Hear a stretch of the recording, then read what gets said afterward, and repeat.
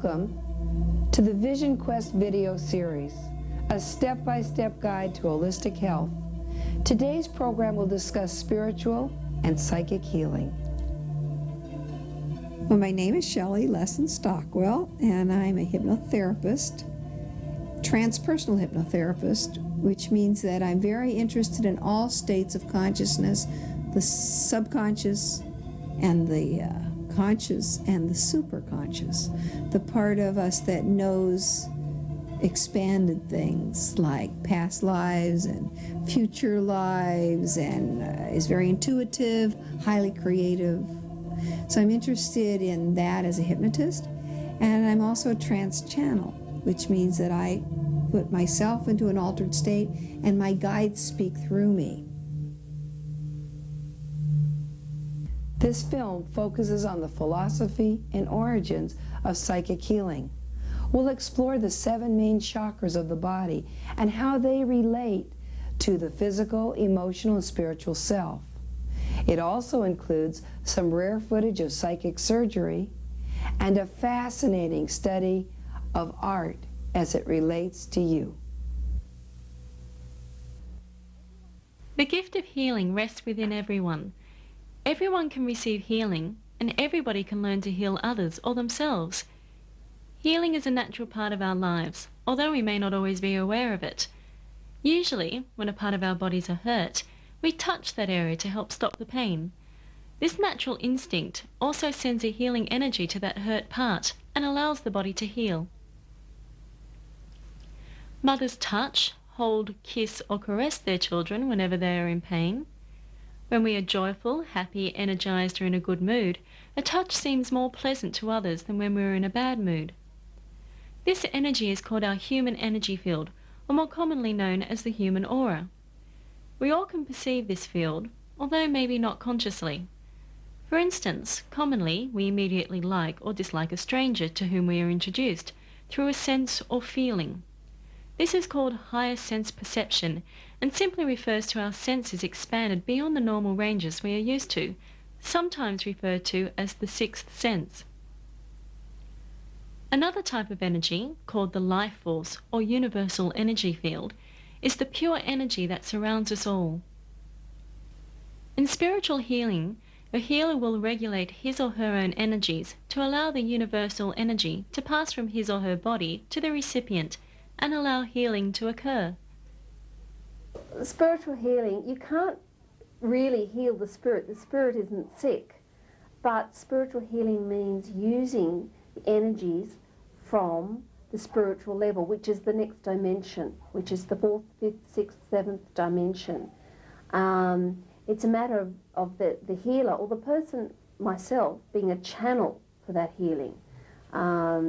So I'm very aware that I have to meditate before a healing to open up all my channels, particularly the crown chakra, and have all my energies flowing so that I can be used as a healing channel. Also, spiritual healing, I feel, is different from psychic healing in the fact that there's a lot more philosophy involved. So even though I may do hands-on healing, which in actual fact anyone can do, it's like in the olden or back in biblical times, or even in church where we pray for healing. And so anyone can actually put their hands on somebody else and pray for a healing. The spiritual healing that I deal with, the way it's different from psychic healing, is the philosophy that's involved. There are a lot of psychic people who aren't spiritual, and I guess there are spiritual people who aren't psychic. When you develop your spiritual talents, I suppose, you find that you are becoming more psychic or clairvoyant. And it's because the spiritual centre, the third eye centre, once that's cleared and opened and you're channeling, you can't help but see what perhaps somebody with just their physical eyes cannot see. I certainly found that with myself. I knew that when I was a very young girl that everyone used to kid around, oh, you're a bit psychic, and I used to have dreams, etc., that came true, but didn't think any more about developing it. But when I studied meditation and made the decision that I was going to work as a spiritual worker, I certainly found that I started becoming aware and seeing different things that I was never aware of before. I became aware of presence, spiritual energy around me, guidance. I've actually seen an angel, but I didn't see it with my physical eyes. So you just start to become more aware of other things as well that are actually not of this dimension, this third dimension. There's really no faith needed, but a belief that you have these abilities and invoke them into you, and you feel the energy. You actually can see, if you can see auras, you can see the energy flowing from the fingers, and your auric field gets bigger and brighter. So if you take auric photographs, you can actually see that this energy is there, and the same energy that you can see in Reiki. A session with a spiritual healer may or may not involve direct physical contact with a patient. Some work off the body and follow their intuition in treating each individual. Although everyone's reaction will be different, recipients of a spiritual healing have reported hot or cold sensations under the healer's hands, pins and needles, or tingling sensations. Some feel better immediately after a healing, while others may need repeated treatments. Some spiritual healers offer absent healing, where healing thoughts are sent to a person wishing to be healed without any physical contact being made. Spiritual healers may use different tools or methods of channeling healing energy to their patients, which may include assistance from spiritual guides, crystals, coloured lights, radionics, Kirlian photography, laying on of the hands, faith healing, spirit healing, psychic surgery, absent healing, aura healing and photography, past life therapy, soul-directed healing, or therapeutic touch. Most reputable spiritual healers stress that there are few miracle cures during a healing, and much of the permanent improvement of a condition relies on the patient's attitude and efforts to get well.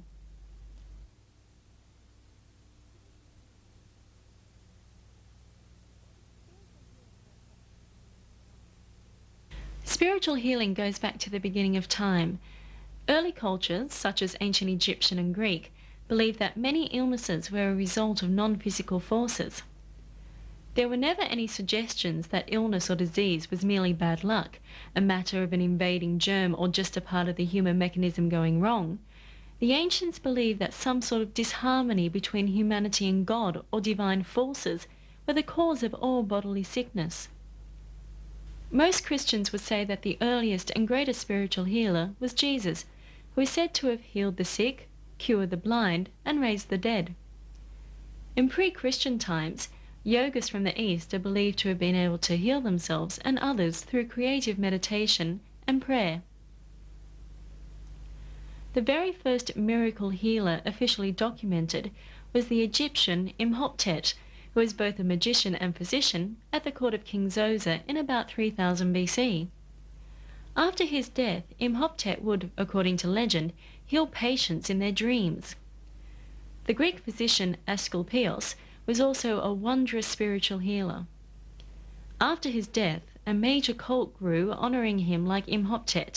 He was reported to heal and perform operations through dreams. Even today, Asclepios is the patron saint of modern medicine, with his emblem of a snake coiled around a rod.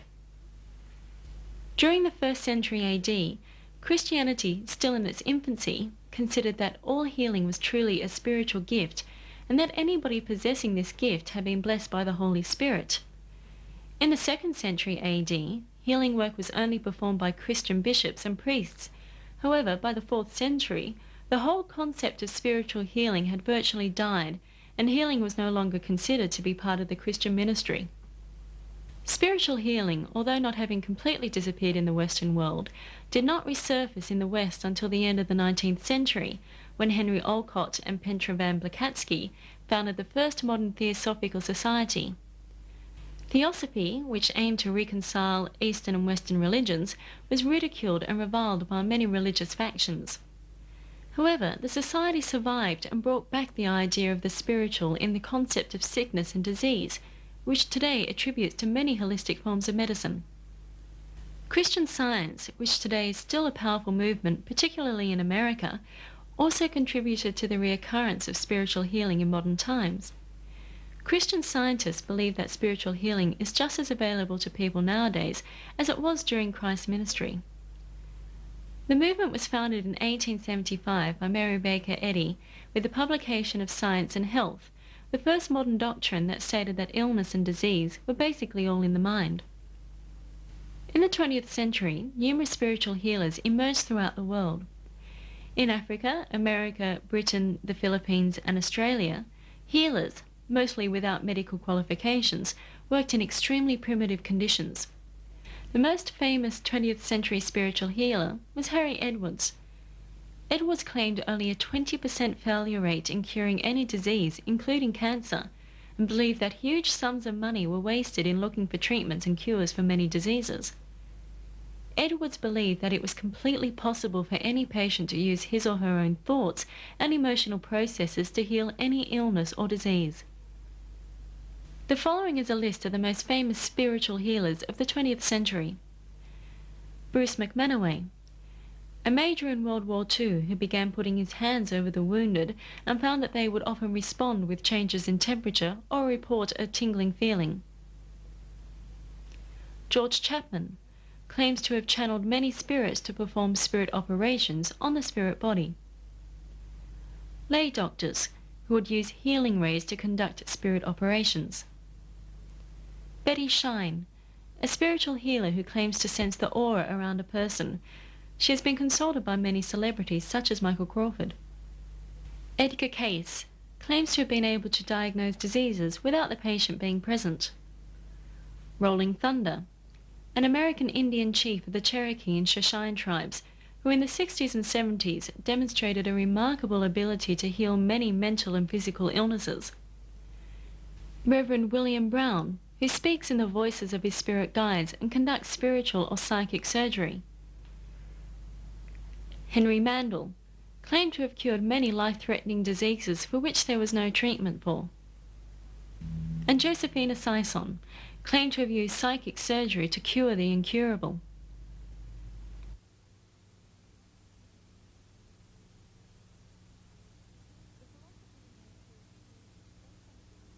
The philosophy behind spiritual healing is based on the belief that all illnesses and diseases come from the blockages in our human energy field or aura. Energies may also be in imbalance with their universal life energy, therefore causing blockages in the body. Blockages may also be caused by negative emotions, stress, anxiety, or similar factors which build up in a particular area. Well, my theory is that all diseases come from our emotions, our reaction to specific things, our perception of what has happened to us. And I think you can basically say, it extends to say, comes from error in thinking. And men don't cry. Women have to be strong as well, and they suppress things. And so this error in thinking that creates a reaction. If people communicated, if people weren't under all the social stresses that they're under, we wouldn't have these errors in thinking. And that's what the light does. It digs out and regurgitates them. Often after a white light healing, people say, I realise what I was doing. So that's quite significant for all forms of depression or feeling out of sorts. The way that most people think it's going to help them is if they have a disease, let's say cancer, and they come along and there's something magical that I can do and I'll get rid of their cancer. But this is where the spiritual philosophy comes in about karma, about what you're meant to be learning, what the cancer has brought along for you to learn something. So I always say, when I say my prayer, I actually, over the patient, I always say for their highest good, or whatever needs to be healed will be healed, whatever needs to be revealed will be revealed. Because it's not my judgment or even the patient's judgment as to what's meant to happen. And quite often, you'll have somebody being healed in a spiritual manner, as in they come to understand, they're full of love, forgiveness, understanding, but they still may die. So, you know, it's not always the physical body is repaired. The most satisfying work that I get is the people who emotionally and mentally get healed. That is, there's a lot of depression, a lot of, you know, what it's all about. And so the healing seems to shift these blockages. And I get really excited when they've had a healing and then they say, I really want to learn more about what all this is all about, what is life all about, why am I here? And I know that person is then back on their path and going off to find out what it's all about, but they may have come to me with, you know, I get migraines or I'm depressed or whatever. So that's really just the little catalyst to bring them somewhere, whether it's to me or to anybody else. It's something brings them to somebody for them to say, I guess you could call it enlightenment in a way, but that's what we're all wanting. We're all wanting enlightenment. And it could be the physical body is the catalyst to say, okay, you've got to learn something, and this is how you're going to learn it. And other people, it's relationships. You know, I can't find the right person, nobody loves me, or, you know, we all think that at some stage, but they may come to me and so when I may give them a hands-on healing, or I may just talk to them. And even when I'm counselling, I may use tarot cards, I may use anything to counsel that person. I ask for whatever comes out of my mouth to be the right thing. So it's not my philosophy or my logic. It's, you know, I just say, okay guys, you know, whatever needs to be said to this person will be said. And so that's where I need to step out of my ego and just let whatever knowledge or information needs to come through. So it doesn't always have to be a lay down on the couch hands-on healing. It could be just a one-to-one healing. The white light meditation is specifically beneficial for depression, anger, emotional stress. I've used it on deep depression myself, in conjunction with other treatments that people are having. But there's some remarkable stabilising of the personality that occurs with continued use of the light. It's evident after the first sitting because the person feels different. Oh God, I've had a weight lifted off my shoulder. And that's quite a common remark. And it's very, very akin to the significance of laying on the hands and the heat or the cold they feel, or the static they feel and the Reiki and the heat and the cold, etc. So there is a notable difference, and it has, I think, possibly, that's where it's designed to work and activate, because once you work on the emotional level, everything else falls into place. So at the emotional level is besieged with light. That's where it seems to centre. And the depression lifts. It aligns. It aligns the balance within the body, and it aligns the energy coming through the chakras. Because in some kinds of diseases, there's a malalignment of the energy coming through. For example, schizophrenia. Generally, the feedback that I get is good. You know, I may not have fixed their problem, but they've learnt so much, and it's put them on a different path. You know, they may have to go on to other therapists, whatever. So, you know, I'm a cog in a big wheel, and whatever needs to be learned. There are people that tell me that they feel great, you know, they're grateful and all this sort of stuff, which gives me a great buzz. I have to, you know, you feel enormous satisfaction that you've helped them. So there are people who physically get better, and mentally and emotionally get better. Sometimes down the track they might sort of have a little bit of a fall off the path, if you know what I mean, but they'll either come back to me or they'll keep going. I mean, it really takes us a lifetime to really heal ourselves in mind, body, spirit and emotion, but that's what it's all about.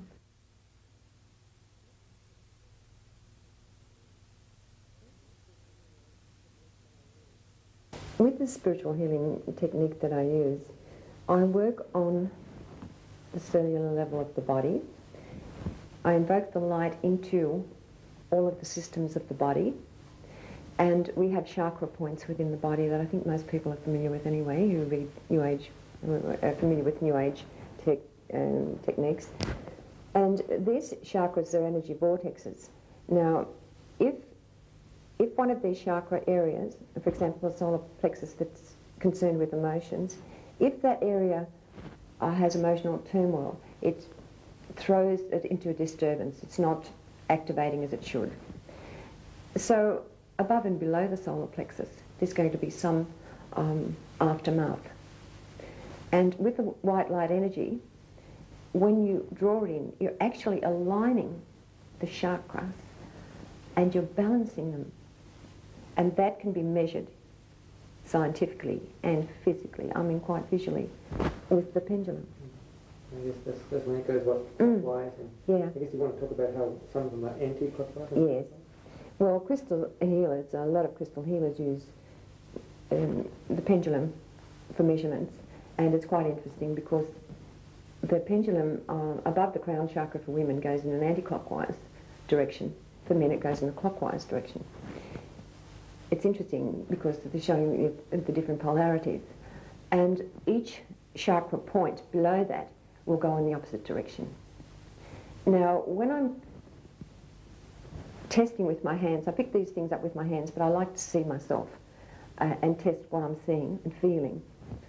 So I can pick up the energy field in the body and where the chakras, the energies are flowing through.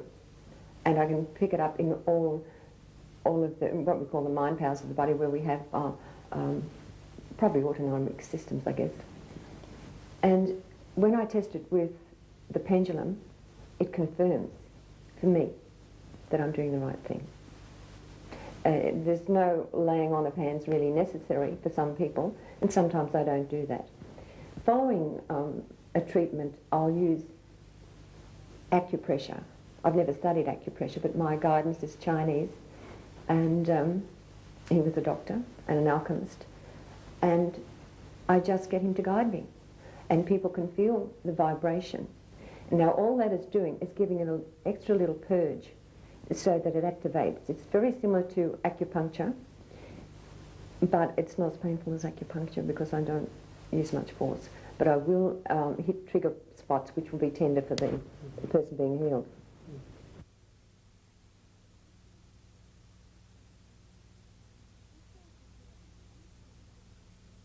In spiritual healing, any chronic symptom is a signal of an energy blockage somewhere in the aura, and its specific position and relation to a particular emotion can be determined by using the 7 major chakras located in the body. The word chakra is from the Indian Sanskrit and signifies the wheel of life and death. The chakras are a series of wheel-like vortices which exist at different points on the etheric body. The root chakra is located between the legs. Its fine tip is located right on the sacral coccyx joint. This chakra is associated with the sense of body position, touch, and movement. The root chakra relates to our will to live and supplies the body with physical vitality. This chakra also pertains to the energy of the spinal column, the adrenals, and the kidneys. The second chakra is located just above the pubic bone on the front and back of the body. Its tip is positioned directly center of the sacrum, through which the emotions are sensed. This chakra pertains to our sensuality and sexuality and supplies energy to our sexual organs and our immune system. The third chakra is located in the solar plexus area on the front and back of the body. Its tip is positioned directly between the vertebrae, T12, and lumbar vertebrae, L1. This chakra supplies energy to the organs in the area of the body which include the stomach, liver, gallbladder, pancreas, spleen, and nervous system. This center is also associated with intuition, our relation to the universe, how we take care of ourselves and connect to others. The fourth chakra, or heart chakra, is related to love and will. Through this chakra we sense love relating to the front of the body and will relating to the back. Balance in this chakra is said to occur when love and will are in harmony. The tip of the heart chakra lies on the vertebrae T5 and provides energy for the heart, circulatory system, thymus, vagus nerve, and upper back. The fifth chakra is located in the front and the back of the throat and is associated with the senses of hearing, taste, smell, and is related to giving, receiving, and speaking the truth. The chakra is located in the cervical vertebrae C3 and supplies energy to the thyroid, the bronchi, lungs, and alimentary canal. The sixth chakra is located on the forehead and the back of the head and relates to the energy in the pituitary, lower brain, left eye, ears, nose, and nervous system. This chakra is associated with the sense of sight. The front part of the sixth chakra relates to understanding, and the back relates to carrying out ideas. The seventh chakra is located on the top of the head and supplies energy to the upper brain and the right eye. This chakra is associated with the experience of direct knowledge and the integration of personality. In general, the front portions of the chakras relate to our emotional functions, the back to our will function, and the head chakras to our reason functioning. The way in which each chakra can function properly and not cause dis-ease is thought to occur by balancing our reason, will, and emotions. Spiritual healers use the chakras as a guideline of the energy blockages in our body to attempt to balance, equalize, and synchronize each center and allow the body to regain equilibrium mentally, physically, or spiritually.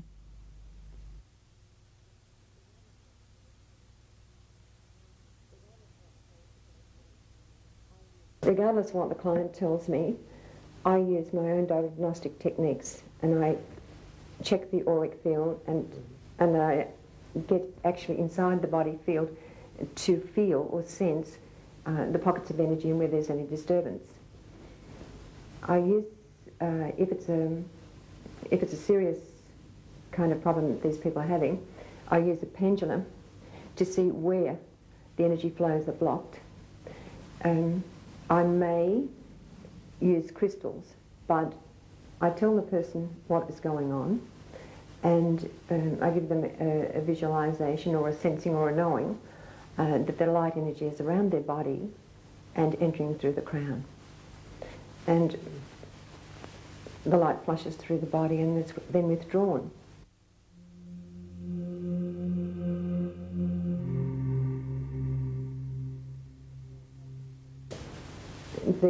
The client had sustained quite a severe jolt in a car accident.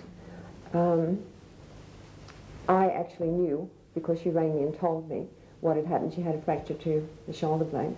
But the thing that I found in her auric field and within the body when I did the diagnosis was that there was a lot of shock and trauma in the solar plexus, the emotional field, that had to be released before that other thing could be healed, the physical body could be healed. And when I actually tested prior to the treatment, and I used a technique that I've only used a couple of times, and that was sort of a manipulation of the energy, because I could feel it was not coming. So the person herself actually could feel physically something coming up and wanted to cough, and I actually wanted to cough. Somebody else in the room was coughing, and because they were releasing it, coughing it up and getting it out of the system. So even though these problems or blockages can't be seen with physical eyes, you need special equipment, you actually feel it in the physical body. And it's not, she didn't suffer any pain, she just suffered the sensation of something being coughed up. After the treatment, we closed down the aura and the crown, and we healed with the light the areas where the blockages were removed. And I tested the energy fields again. There was a dramatic difference. And she said, I just feel so light, I just feel so clear. So this is one of the effects. It doesn't really matter how serious they are, unless they're unconscious, that you can't, get them to express their feelings. I'd say 99.9% of the cases, people have a dramatic effect of upliftment. It's an enlightened feeling. Now, the white light energy has been used and tapped into for thousands of years. But my guides advised me, and they just said to me one night, take the light up. So in doing that, I've been able to really help people who are in probably depressed states, physical accidents. I haven't cured cancer. With the light, I haven't cured AIDS, but I haven't treated that many anyway.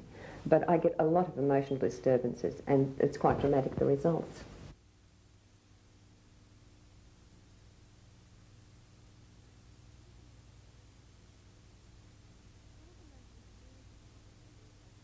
One of the most mysterious phenomena used by spiritual and psychic healers is the technique of psychic surgery, where healers are able to command blood, tissue and cysts to come out of whole bodies without cutting into the skin.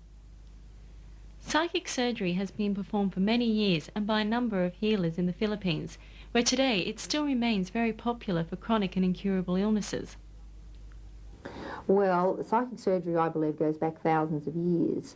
The way that I became involved with it was in the Philippines.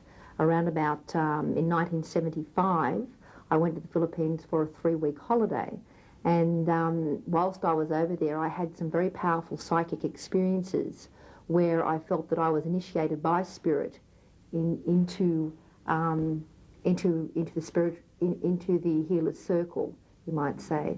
And just by being surrounded by healers, that opened my mind up to the possibility of that, of being able to do that. And in the Philippines, the healing's been around for at least, well, they know of many hundreds of years, and it was used by the traditional native Filipino doctors. And it became popular after the Second World War, when the American soldiers, a lot of American soldiers went to the Philippines, and they were able to observe the healing taking place. And of course, word of the healings went back to the States, and it spread, and lots of people started to come to the Philippines to receive psychic surgery. And there were wonderful results from the healing, fabulous results. But unfortunately, there became an element of jealousy within the medical profession in America, and they started to send a lot of video people over there to film to try and debunk the healing. So there was concerted effort by certain areas of the medical establishment to basically debunk the healing.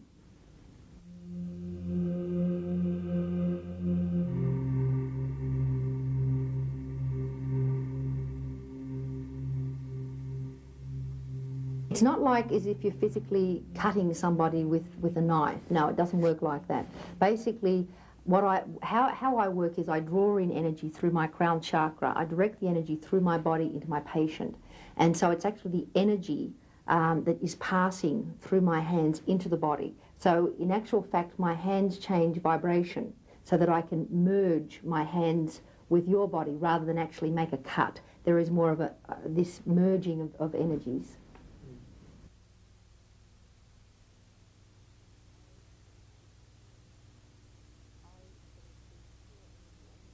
I look at it as being pure energy. I think that we are in fact, that is what we are, is pure energy. And you can get energy from herbs or vitamins, many different sources. But with the psychic surgery, you're actually connecting into the universal source of energy, using myself as a medium for doing so. And I guess you're not doing the actual healing, you're initiating the healing. Take place. I'm facilitating the healing. Nobody can heal anybody else. What you can do is help somebody to self-heal. So what I do by channeling the energy through my body and directing it to my patient, I'm helping them to self-heal by giving them the energy that they need to do that. But what I find is that most people get ill in the first place is because they become energy deficient, usually from blocks, emotional blocks, inappropriate belief patterns, and these manifest in the physical body as illness. So if they can absorb enough energy into their body, they can then make a shift in their own consciousness so that they're able to change the inappropriate belief into a more appropriate one, or they can let go of the negativity that's in their body that is manifesting as an illness.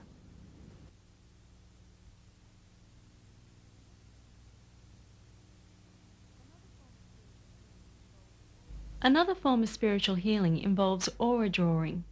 Aura drawings depict the colours relating to our emotional, physical, spiritual or psychological states and the energies which influence their functions. The drawing of the colours is like a focus for me of the information coming through. So, and the colours seem to, well, they indicate to me different aspects of the person's life, and that could be past, present or future.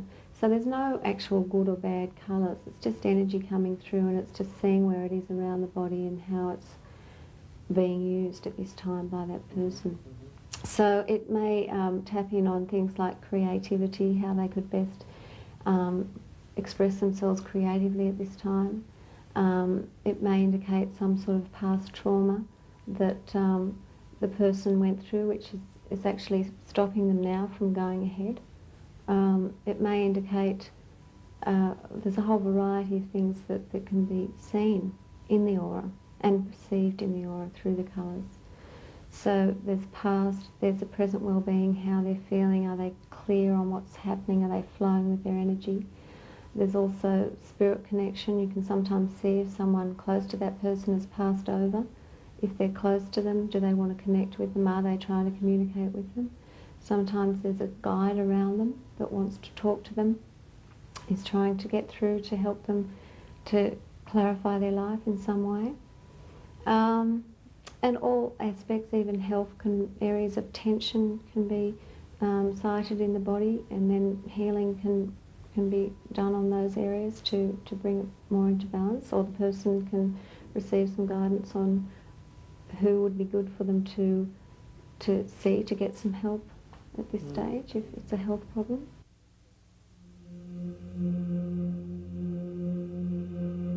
I feel the colours come through. I don't feel like I visualise them. I feel like a colour comes through and I might actually see a colour, or I might feel a colour. It's just a different sense, perceiving and feeling. Or I might hear the word red. There's a lot of red around the neck. The throat area is inflamed. What's happening? And usually with an area of tension, then it goes into an emotional aspect of the person's life. So often, you know, if you're honing in on an area of tension, say the throat, we were doing a lot of work on Chris's throat.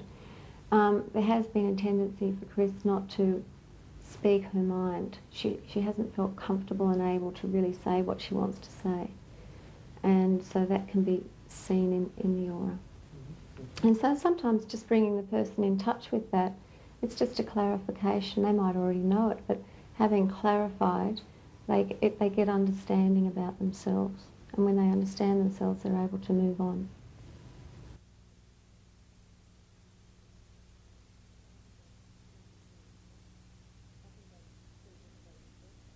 I conduct spiritual development workshops, and in those workshops, with the aid of my guides and the guidance of those who participate in the workshops, we detect where our skills lie. We uncover them, and we find out that we have all these wonderful spiritual gifts. We do healings. The white light healing process doesn't have to be done one-to-one. It can be projected telepathically, and you just get the desire and the emotion going, and you project it like a laser. It has significant effects. When you work in a group, the energies are exponential, so that the energies are magnified so strongly that people ring up and say, "Were you doing healing on me last night? I feel wonderful," or "I feel 100% better," or "My God, I can put my foot to the ground, I couldn't yesterday," or something like that. So it is very powerful, extremely powerful. And we get in touch telepathically, and we send out with the same emotions and the desire mechanism, and we'll get flashes of the other one's face, so we'll know that something's going on.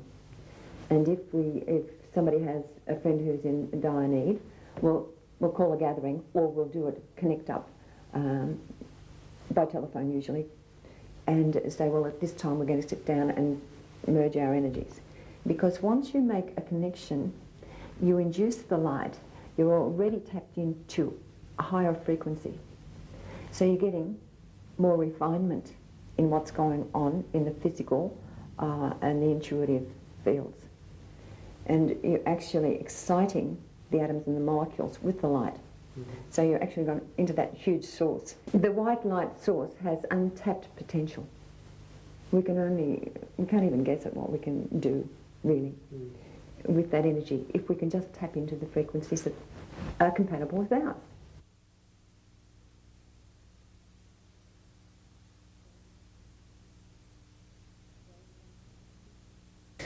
Close your eyes, sit with your hands on your thighs and your feet on the ground.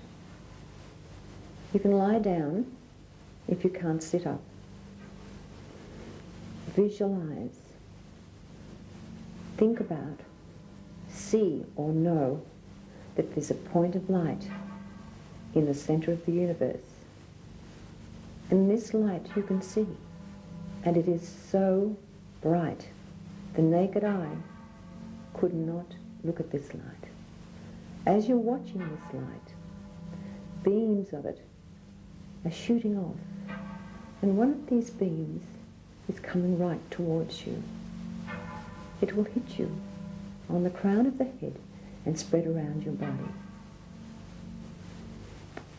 And you can feel that there's love and healing in this light. You feel very safe with it because you are. There's comfort in having this light around you. And there's a lot of safety in having this light around you. Mentally, see that light, feel it coming in through the top of the crown of the head. You're opening your crown chakra to receive the healing light. Allow, feel, sense or know that the light is going through the top of your skull, washing through like raindrops, through your brain, through the back of the skull, the base of the skull, through the forehead and the face, down through the neck and the throat, spreading down through the shoulders, down the arms, through the fingers and the hands, out through the tips of the fingers and the thumbs. It's traveling down the spine now, through the torso, through the chest, through all of your organs, touching every cell of your body. Traveling through now, through the waist, and the small of the back, through the buttocks, down through the legs, the thighs, the knees, the calves, the ankles, through the feet and out through the toes. As the light is flushing through you, it's touching every atom and subatomic particle of your being. It's flushing out subconscious, repressed errors in judgment and thinking that you've made about things that you've done in your life. And it's sifting out the things that are ready to be brought out into the light of day.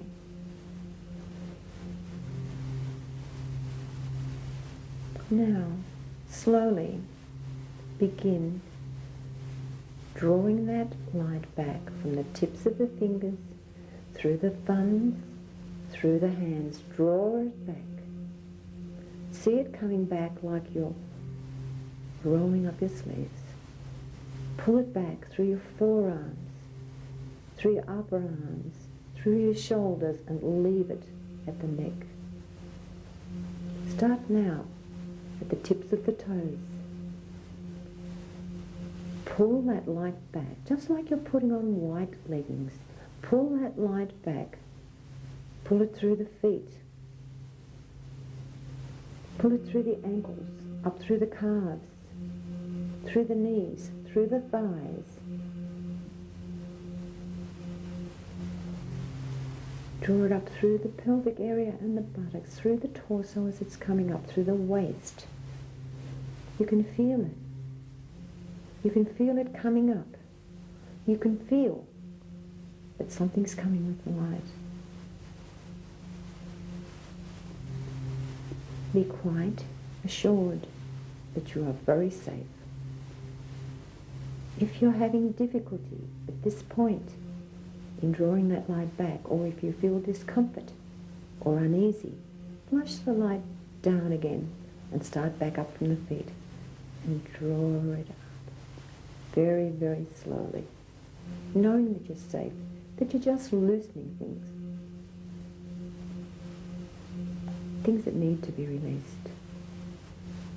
Drawing it up now through the chest, right up through the torso to the throat. All of the light now has been drawn back as far as the throat. your body will sense and know and retain the beneficial effects of the light, even though it's withdrawn. It's done its job. Concentrate now as you draw that light through the throat and the neck. Draw it up. Through the jaw and the base of the skull. Draw it up through the face,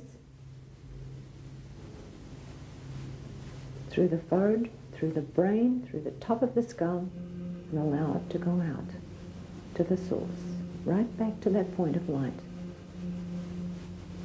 that was beaming down on you. Mentally close over the crown, the area on the top of your skull. It's important that you do this. It's important. Ask your higher self, the light that still has the frequency within your body, to heal the spaces that are left. And slowly return to an awakened state.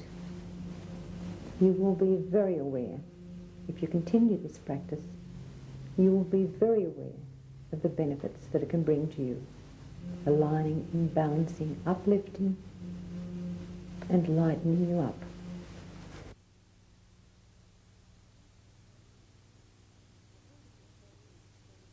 I think it's important, if you're going to start doing chakra work, anyone that teaches chakra work would teach you to, you don't close them down, but you do put a protective mechanism around them, because you can be too open. Or particularly in the work that I do, I've always got to go through a process afterwards of protecting myself, because if I open up to everybody's energies, you know, I'm just going to get sick. Very sensitive people, I find, are like that. They're so open, they're taking in so much. I mean, they might be the psychics or the clairvoyants, but, you know, they're not aware of how much energy that they're taking in. So certainly anyone that wants to try any of this sort of work, meditation or chakra work or aura work, needs to realise that they need to do a protection, first of all, and a closing down or a grounding of energy. A lot of people that get involved with spiritual work are very open spiritually in the spiritual centres, and they stay open all the time. They're not grounded. I mean, I actually was doing this myself for a little while until I realised that I wasn't grounding myself. When I do my meditation, my guidance would say to me, Margaret, drink more water, ground yourself more. You're coming out, you know, you're just spitting out up there. So I'm very lucky in that when I go into meditation, I'll sort of get told what to do. But it's easy to forget to protect yourself, to ground yourself, to sort of make sure that you're sort of closed down. Well, not closed down, but protected. How do you ground yourself? Well, I bring that energy through the top of my head and I send it right down through the earth, through my feet. I also do work on my base chakra. You can actually ground yourself by simply going out onto the earth, out onto the ground, walking on the ground. I mean, I remember hearing a few years ago people talking about hugging a tree, and I used to think, oh, you know, that's really weird. But actually, a tree, the roots are so grounded. So the energy of a tree is very grounded. The earth, the nature. So getting out into nature really grounds you. People that get out in their garden to get rid of all this worry, they're grounding themselves and they're bringing all this worry energy down to the earth.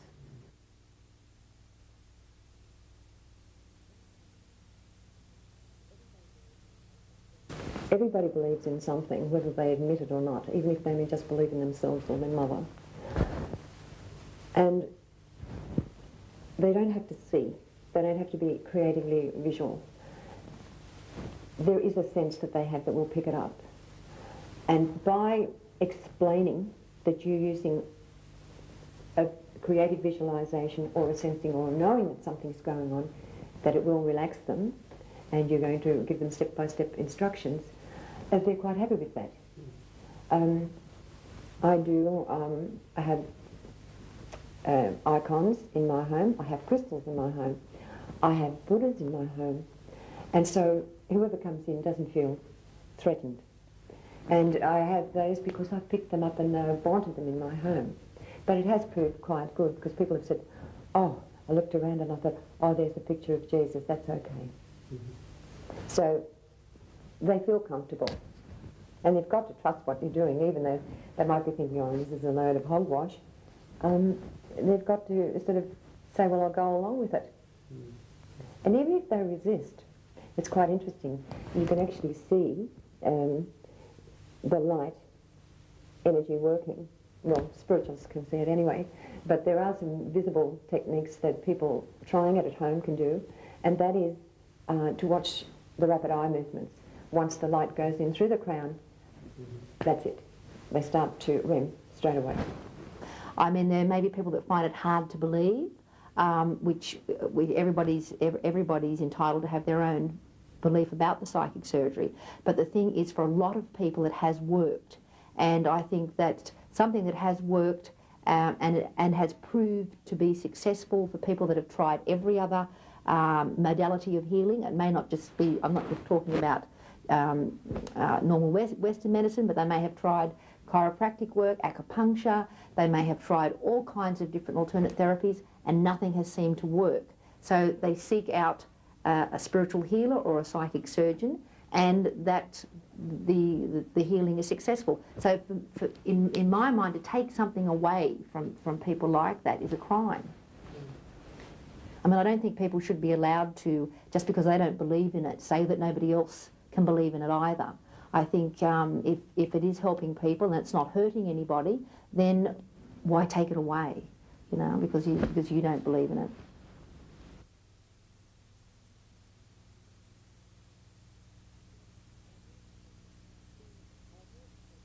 The idea of spiritual healing, I don't think it has really any conflict with the medical profession. I guess when you start using things like crystals and things that they don't believe in, that's when you get into difficulties. But often medical practitioners will recommend that people have stress relieving meditations, and the white light meditation is a very stress relieving meditation.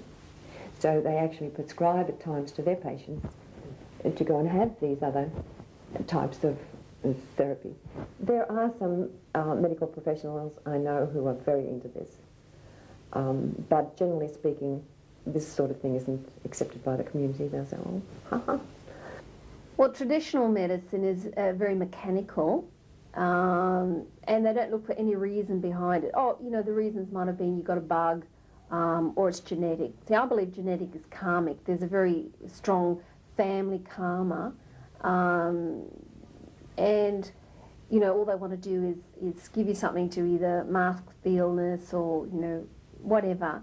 Whereas spiritual healing, it's not painful, but it's not, I don't take the responsibility. The responsibility is the patient's, and I'll give them as much loving, understanding, caring to help them see what it is that they're meant to be seeing. And sometimes you don't want to see something about yourself. So it's just, I guess the difference is that it's very, the aim is for the person to love themselves, to realise that within them is this perfection, and it's the personality and the ego and the physical body, which might be a bit of a, you know, bummer, but to understand and forgive and accept ourselves, even if we're, you know, too fat or get headaches or whatever.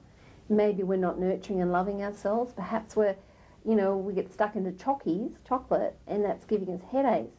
But, you know, I could easily say, well, don't eat the chocolate and take this herb. But you've got to go right back to, you know, why are you overeating? That's a sign of nurturing, and so it goes on and on and on. But I usually recommend that people do something like meditation. It needs to be ongoing.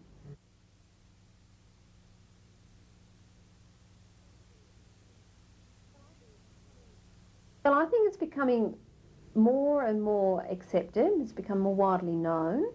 I think doctors, for example, would accept it more if they realise that, see, what doctors worry about, and being a nurse I know where they're coming from, that everyone's going to leave the hospital, the medical pool, and they're going to run out and find some person that lays their hands on them and says, I'll cure you. Now, there needs to be this, you know, exchange of you know, discussion that, okay, I'm not stepping over into the medical profession. If a patient chooses to continue with radiotherapy, chemotherapy, whatever, I never say to people, don't do that, that's crazy. So you somehow or another work together for the benefit of the patient. So I think if that could come about, that'd be fabulous. It's the same with all alternative therapies. It just needs to eventually get the medical profession to say, okay, they're not trying to take over from us, but we can work together. It's the old idea of separation. Let's keep it in our separate camps, and as you realise, even some of the natural therapists keep in their separate camps. And so separation gets you nowhere. Separation keeps you apart. When you join it together, two whole things joined together gives you a much greater outcome than all these little bits and pieces. So I'm sure it will come. Well, as long as there are people who need the service that I offer, then I will be available. When I can no longer assist people, or there is not a need for me, then of course that will be the end of psychic surgery. But I believe that Spirit has given me this gift because there are people that I can help that cannot be helped by any other reason. And I feel that it's my duty, because I have got this gift, to continue working, even though there are people who are going to be sceptical of it, even though there are people who are going to put me down for doing the psychic surgery. I feel that because it does play it has an important function and does play an important part for many people as part of their healing process, I feel that it needs to continue. My experience, and particularly in the last couple of weeks, there's a quickening of the need for spiritual workers. People who are enlightened, who can show people self-help techniques that can lead them on to something that sits well with them. Not every type of healing is everybody's cup of tea, but there is a method that really uplifts everyone, and that is the white light, because it controls all of the other types of healing. Reiki healing, charismatic healing, shamanism, faith healing, all of these things are using the white light energy. It's like a Christmas tree with all the different coloured lights, but the source is the same. Spiritual healing is the capability of harnessing or allowing the fullest expression of the universal energies that surround us to pass through either into ourselves or onto someone else. Through absent healing or laying on the hands or by other means, a spiritual healer focuses this pure energy available to all to enable the spiritual, mental and physical body to heal.